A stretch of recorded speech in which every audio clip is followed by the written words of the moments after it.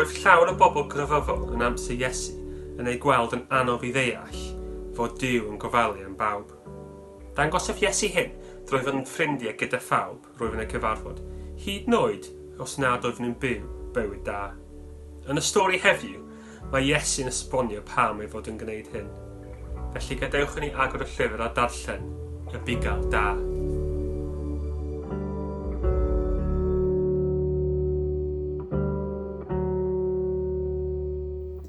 Pan siaradau Iesu, roedd pawb yn dod i wrando arno fo. Pobl oedd yn meddwl eu bod nhw'n dda, a hefyd bobl nad oedd mor dda. Rhai oedd yn twyllo, yn deud celwydd ac yn dwyn. Doedd y bobl oedd yn meddwl eu bod nhw'n dda ddim yn hoffi hyn o gwbl. Hei Iesu, gwaeddodd nhw. Rwyt ti'n dweud dy fod ti'n dod oddi wrth Dduw. Rwyt ti'n ei alw'n dad i ti. Felly pam rwyt ti'n treulio dy amser gyda'r holl bobl ddrwg hyn? Meddyliodd Iesu am funud. Gadewch i mi ddeud stori wrthoch chi, meddai. Un tro, roedd na Fugail. Bugail a oedd â 100 o ddefaid. Roedd e'n adnabod bob un ohonyn nhw. Y rhai gwyn a rhai du, y rhai brith a rhai streipiog, y rhai tenau a rhai tew, y rhai llyfn a rhai cyrliog. A bob nos, wedi ddoi galw nhw i mewn o'r cia a'i casglu i'w corlan, byddai'n ei rhifo nhw. 1, 2, 3, 4, 5, 6, 7, 8, 9, hyd at 100. Un noson, roedd un ddafad yn brin. 97, 98, 99, ond chyrhaeddodd o ddim 100, oherwydd roedd o un ddafad ar goll. Edrychodd y Bugail o gwmpas y gorlan. Dwynwen, meddai. Dwynwen sydd wedi mynd.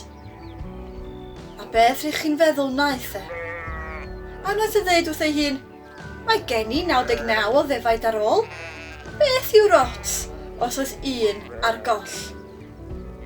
Naddo wir. Roedd y ddafad oedd ar goll mor bwysig iddo a'r lleill.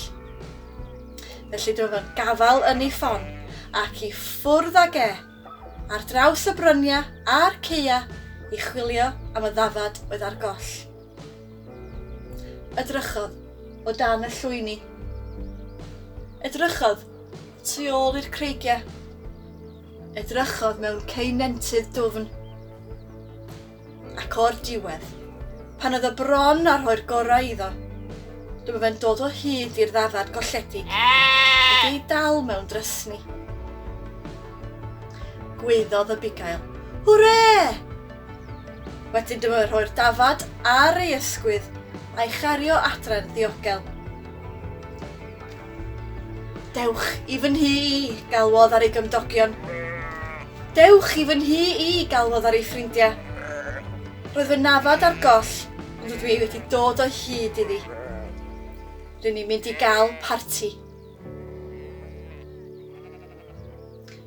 Pam rydw i'n siarad â phobl sydd wedi gwneud pethau drwg, gyfynodd Iesu i'r dorf. Am fod Duw yn union fel y Bugail na.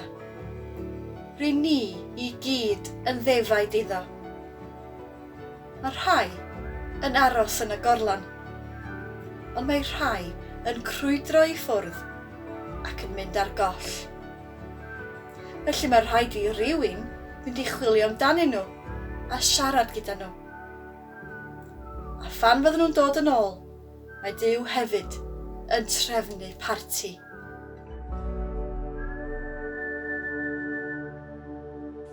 Tydi hi'n cyffroes gwybod bod Duw yn malu amdano ni gyd mewn ffordd wahanol. Roedd Iesu'n dweud wrthyn ni, hyd yn oed os dyn ni'n bell wrth Duw, neu'n mynd ein ffordd yn hunan, mae o hyd eisiau dod o hyd i ni a gofalu amdano ni. Weithiau mewn ysgol fawr neu mewn byd gyda llawer o oedolion, mae'n hawdd teimlo fel nad oes neb yn meddwl amdano ni, neu credu nad ydyn ni yn bwysig ac nad oes neb yn poeni amdano ni. Dych chi'n arbennig ac yn werthfawr. Dwedwch hynny wrth eich hunan rwan, yn dawel yn eich pen. Dwi'n arbennig. Dwi'n werthfawr. Rwan, dwi'n mynd i ddweud gweddi, ac os ydych chi am ei gwneud hi'n weddi i chi, dwedwch amen ar y diwedd ar fy ôl i. Gweddiwn. Diolch Duw, dy fod yn malio amdana i. Helpa fi i wybod dy fod ti eisiau gofalu amdana i. Dim ots ble ydw i, neu be dwi'n ei wneud. Amen.